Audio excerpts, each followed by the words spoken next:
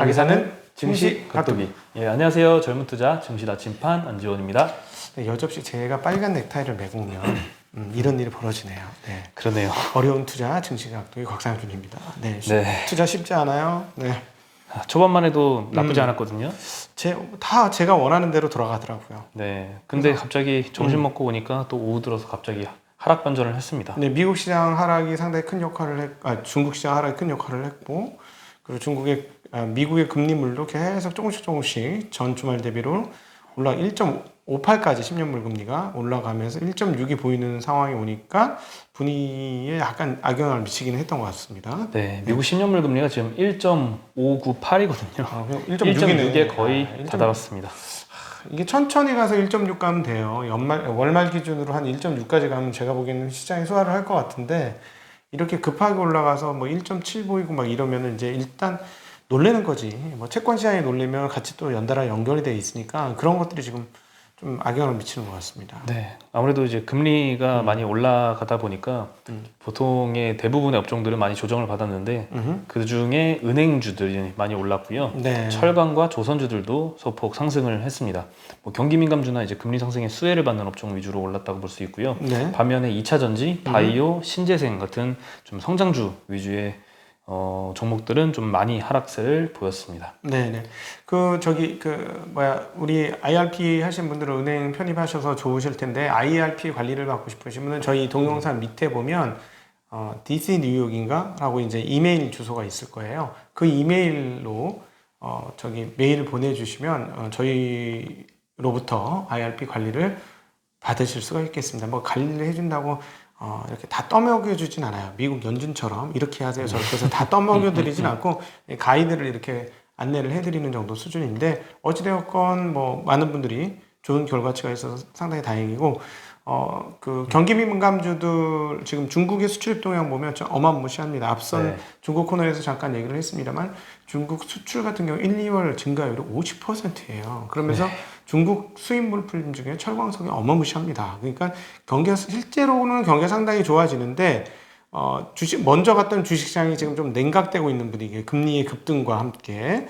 그래서 이 부분에 시간이 좀 걸리고 나서 좋아져야 되지 않을까 싶은데, 어쨌든 중국이 계속 지금 고점 대비 10몇 프로 이상 꽤 많이 빠졌어요. 많이 빠진 것들은 태양광이라든가 백주나 이런 쪽에서는 30% 이렇게 빠져서 분위기가 그런 쪽에서 조금 좋지는 않습니다. 워낙 많이 올라간 업종 종목이기도 하고요. 네, 여기에 대해서 이제 하나금융투자에서 그 이재만 연구위원님이 두려움은 어떻게 그리고 누가 끝을 낼까라는 리포트 제목으로 해서 이번에 금리가 좀 많이 올랐잖아요. 네. 여기에 대해서 증시가 조정을 받고 있는데 이에 대한 코멘트를 주셨습니다. 네, 현재 지금 미국 10년물 금리가 1.598% 정도이고요. 미국의 10년물 기대 인플레이션이 2.24%인데요. 경기보다 물가가 빠르게 상승하는 데이터이기 때문에 연준의 통화 정책이 전환이 예상보다 빠를 것이다 라는 우려가 지금 악재로 작용하고 있다라고 하는데요. 네. 오히려 이 10년물 국채 금리가 1.6에서 왔다 갔다 하는 게 아니라 더 빠르게 상승해서 2%를 넘어서 기대 인플레이션을 넘어서면 그때서야 증시가 상승 추세로 진입할 가능성이 높다라고 언급을 했습니다. 좀 역발상에 가까운 생각인 것 같습니다. 네, 그래서 이러한 상황에서는 이제 물가보다 경기가 더 빠르게 확장하는 국면으로 인식되기 때문에 중앙은행의 통화정책 전환도 정당성을 얻을 수 있다라고 하고요.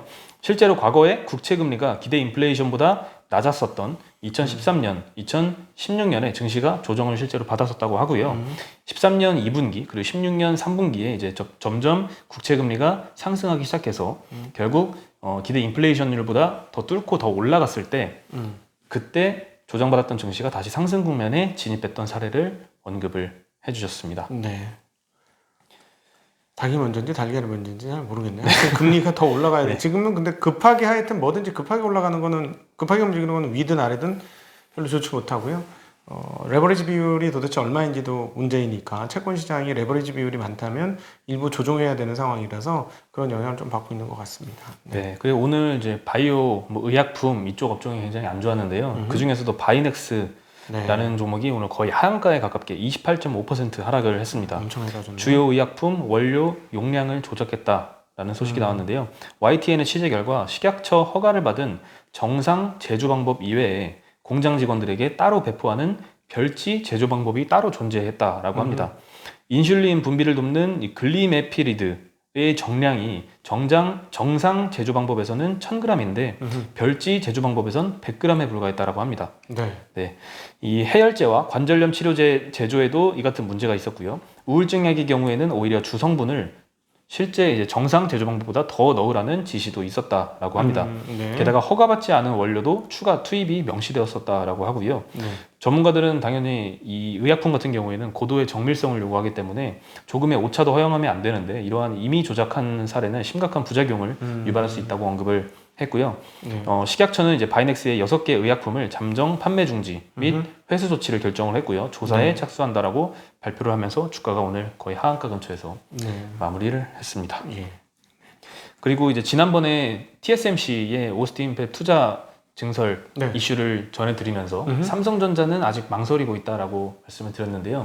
삼성전자의 공식 발표는 아니지만 인포스탁 데일리 보도에 따르면 오스틴에 삼성전자가 EUV 공장 건설을 확정했다라고 보도를 했습니다. 네. 그리고 반도체 부품과 소재 협력사 선정 작업에 착수한 것으로 알려졌고요. 삼성의 제안을 실제로 받은 반도체 협력사들은 조만간 경쟁 입찰에 참여할 예정이다라고도 했습니다. 네. 물론 삼성전자 측에서는 공식적으로 아직 확정된 바는 없다라고 언급을 했고요. 텍사스, 뉴욕, 애리조나 등 여러 지역을 검토 중이라고 밝혔습니다. 그러니까 그 뉴스의 기자는 그 밑에 있는 하청업체들이 이제 입찰에 참여할 거니 이 입찰 참여하는 걸 보아하니 미국 발로 나온다. 미국에 이제 오스틴에 세운다. 그렇게 이렇게. 이제 추정을 하는 듯도 보이네요. 네.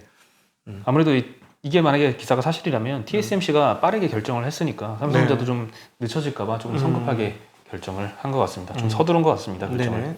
예, 그리고 이제 쿠팡이 상장이 얼마 안 남았습니다. 11일에 예정이 되어 있는데요. 네. 블룸버그에서 깜짝 놀랄 만한 발표를 언급을 했습니다. 쿠팡이 이제 한국에 상장을 했으면 시총이 100억 달러도 안 됐을 것이다. 미국에 상장을 했기 때문에 500억 달러 이상의 가치를 받을 수 있다라고 했는데요. 무려 기업가치 5배 차이입니다. 네. 네. 블룸버그는 이제 미국에 상장하는 프리미엄 요인으로 풍부한 유동성과 차등 의결권을 거론을 했습니다.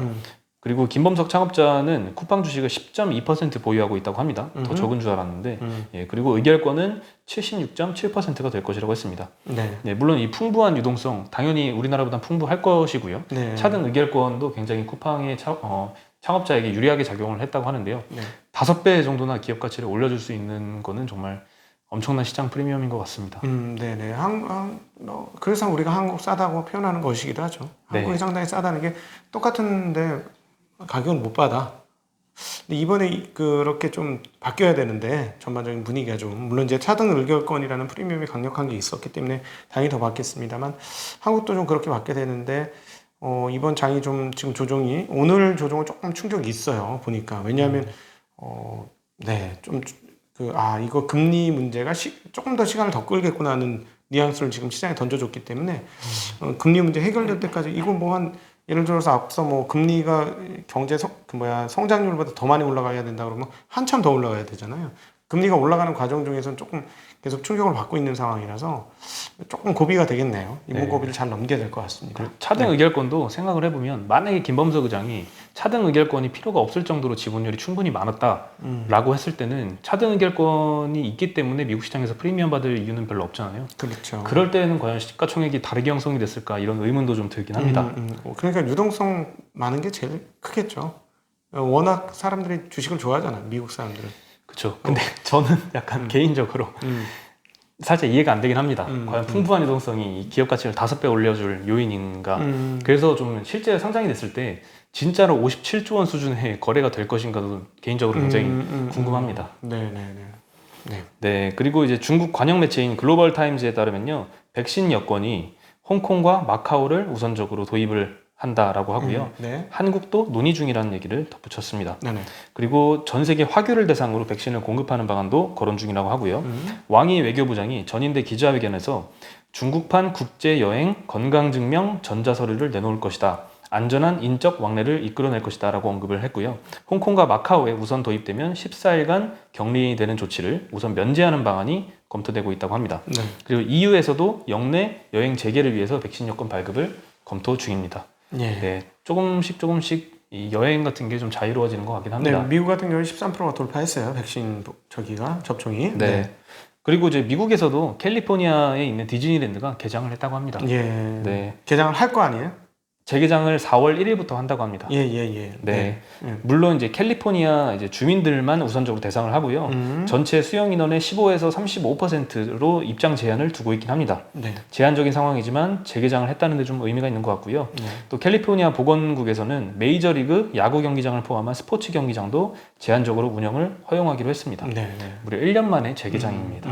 네. 야, 참 뭐가 봄날이 오긴 오는군요. 네, 조금씩 오고 있는 것 같습니다. 이제 현실에선 봄날이 오는데 그동안 봄날이었던 주식시장이 이렇게 어두워서 어쩌냐. 네. 그러게요. 예. 네. 그리고 이제 대만의 홀텍이라는 업체가 MCU를 생산을 하는 업체인데요. 4월 1일부터 자동차 CPU, 자동차 컴퓨터, 그렇죠. 저기 반도체죠. 예. 네. 4월 1일부터 모든 제품 가격 15% 인상을 하기로 했다고 합니다. 네. 네. 이미 이제 중국에서는 2월 달 중에 아마 났던 기사인데요. 이번에 디일렉에서 처음으로 기사를 썼습니다. 네, 지난 4분기 인상 때는 이익률이 낮은 제품만 대상이었지만 이번에는 전면 인상이라고 발표를 했고요.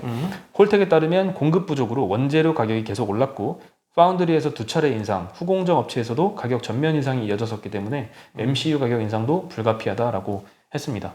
이때까지 뭐 오스틴 한파 때문에 문제가 생기면서 차량용 반도체 부족하다 했는데 그 차량용 반도체 중에서도 MCU는 특히 공급이 부족했던 네. 핵심 제품이었죠. 네, 당연히 가격이 올라야 될 것 같고요. 기타 다른 반도체들도 좀 오를 거라고 기대는 하고 있는데 네. 한번 소식을 지켜봐야겠습니다. 자동차 관련 반도체 가격 인상이 계속 접해지는 거 보니까 가격이 오르면 만들겠죠. 네. 예, 쇼티지도 생각보다 길게 안 갈 수도 있겠네. 계속 이렇게 가격을 올릴 수 있으면. 예. 네. 그리고 이제 중국의 친환경 정책으로 인해서 그 알루미늄이 공급이 축소되면서 알루미늄 값이 급등할까라는 이제 걱정이 있습니다. 예, 8일 블룸버그에 따르면요, 중국은 북부 지역의 네이멍구 자치구가 2019년 에너지 사용량 조절에 실패했다는 이유로 신규 알루미늄 사업 승인을 중단시켰다라고 합니다. 네. 예, 네이멍구 자치구는 알루미늄 생산업체들이 많이 모여 있는 곳이라고 하는데요. 예. 네이멍구 자치구를 시작으로 전 세계 알루미늄 생산량의 약 60%를 차지하는 중국이 이 공급을 중단할 수 있다는 전망이 계속 나오고 있습니다. 네. 이번 전인대에서 2025년까지 경제 성장 단위당 탄소 배출량을 18%까지 감소하겠다는 목표치를 제시를 했었는데요. 이에 따른 수출 축소 대상에 알루미늄과 철광 그리고 시멘트가 포함이 되어 있었습니다. 셋 다 전기 무지하게 쓰는 것들이죠. 네. 네. 그 알루미늄은 자동차부터 뭐 창틀 이런 데까지 여러 곳에 사용이 되는데요. 그동안 중국이 엄청나게 과다 공급을 많이 하면서 유럽 서부 지역에 있는 알루미늄 생산 업체들이 많이 쇠퇴했다고 합니다. 네. 여기다가 이 문제가 심각해서 이 트럼프 대통령도 보복관세를 부과하기도 했었다고 하는데요. 이제는 이 생산 업체들이 많이 줄다 보니까 또 이런 중국의 친환경 정책 도입에 따라서 이 중국까지 생산을 줄여버리면 알루미늄 값이 뭐 폭등하지 않을까 이런 우려가 안 그래도 되고 비철금속 있습니다. 가격 상승폭이 장난이 아닌데. 네, 여기에 좀 더해주는 이슈이죠. 이 험한 자리도 포스코와 저희 철강 비철금속은 좋죠 지금. 네. 네.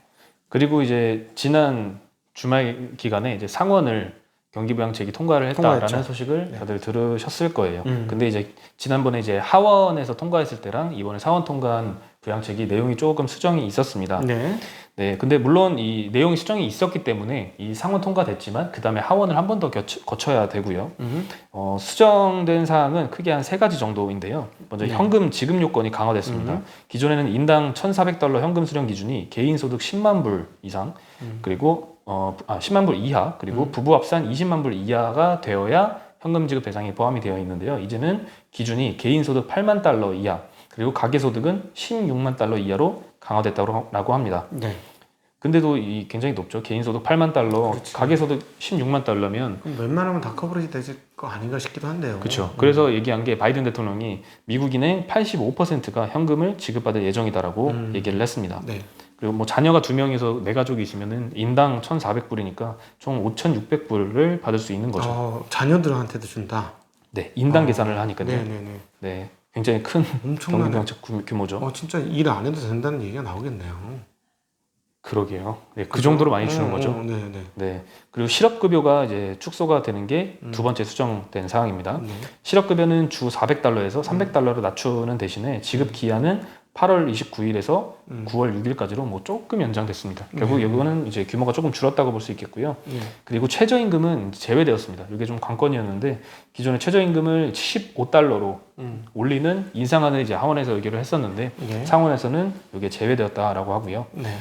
이제 상원 통과 이후에 하원의 승인을 9일에 받을 예정입니다. 하원 표결이 끝나면 이제 바이든 대통령의 서명으로 법이 발효가 되게 됩니다. 물론 발효가 된다 해도 걱정이네요. 이게 또 국채 금리를 상승시키는 요인이 될 수 있잖아요. 국제 발행을 다 해야 되고 그다음 그 이후에 또 인프라 투자까지 또 한다고 하는 상황이기 때문에 근데 사실은 채권 가격 방향성하고 주식 방향성하고는 반대가 맞죠? 네.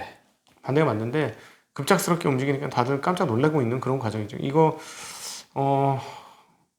시간이 계속 걸리고 있는데 시간이 계속 걸리면 어떻게 될지. 오늘은 조금 저도 의외네요. 오늘은 이렇게 되니까 이렇게 시간 질질 끌면 어떡하냐 뭐 이런 생각이 좀 드는데 오늘 미국 시장의 문제인데 미국 시장 현재 선물 시장 흐름들은 좀 더 좋진 않아요. 네, 1% 넘게 하락을 하고 있는 모습을 보이고 있습니다. 네. 네, 그리고 국내 거리두기 조정안이 12일 금요일에 발표가 될 예정이라고 합니다. 네. 예, 얼마 전에 개편안을 발표를 했잖아요. 지난주 말쯤에. 현재 수도권이 개편된 기준에 따르면 2단계에 속하고요. 이외 지역에는 1단계가 적용이 되는데요. 확진자 수가 안정이 되어야지 이 새로운 개편안이 실제로 적용이 될 것 같습니다. 정부 관계자에 따르면 이를 확진자가 200명 이내 정도까지는 들어와야 안정화 추세라고 판단할 수 있다라고 언급을 했습니다. 네. 그래서 이번 주 중에 좀 확진자 증가세가 좀 가라앉으면 금요일 날부터는 이제 그 다음 주에부터 시작될 새로운 개편안이 좀 많이 완화가 되면서 제 바람은 뭐 8명까지는 모임이 허용되는 그런 상황이 왔으면 좋겠습니다. 네, 딱 회식할 수 있는 그 수준을 바라고 계시네요. 네, 그렇습니다. 네. 오늘 다들 많이 힘드셨을 것 같아요. 네. 그렇죠? 생각보다 아침 신나게 와서 진짜 이제 다 정리됐나? 털털 털고 일어날까? 이랬는데 또 점심 먹기 전부터 실실실 빠지더니 우장창창 해가지고 충격이 좀 크실 것 같은데 이게 이제 투자 심리 경색으로 가면 조금 안 좋고요. 이게 앞서 말씀드린 쿠팡 얘기도 했습니다만 이게 사람 심리에 따른 거예요. 어디 가니까 10조고 어디 가니까 50조 똑같은 기업을 그렇게 평가가 달라진다는 건 역시 사람이 하는 일이라 그래요. 그래서 사람들이 어떤 생각을 갖느냐에 따라서 막 달라지는데 여기서 사람들이 어떤 생각을 갖느냐에 따라서 달라질 수 있죠. 왜냐하면 그동안도 계속 그랬잖아요. 연준은 이렇게 하고 딱 가이드라인을 정확히 자기네들 입장에서 정확히 제시했는데 시장은 전혀 다르게 해석을 했거든요. 그래서 이런 부분들은 계속 지금 남아있기 때문에 이 부분들 시장이 어떻게 충격을 줄지 아니면 그냥 역시나 좀 빨리 끝날 거냐 길게 끌 거냐 하는 고민들이 좀 있긴 합니다. 네. 오늘 많이 힘드셨을 것 같은데 근데 또 이제 저희 도기마을 분들은 경기 민감주를 많이 갖고 계시지 않을까 싶습니다. 저희도 예전부터 은행 관련주도 얘기를 많이 했었고요. 경기 민감주 얘기도 말씀을 드렸으니까 뭐 바이오나 이런 과도한 먼 미래 가치를 땡겨오는 성장주 비중은 좀 낮을 거라고 생각을 해서 오늘 충격도 그렇게 크진 않지 않을까 조심스레 한번 예상을 해봅니다. 그렇다면 정말 다행이죠. 네, 그러면 저희는 여기서 인사드리겠습니다. 안녕.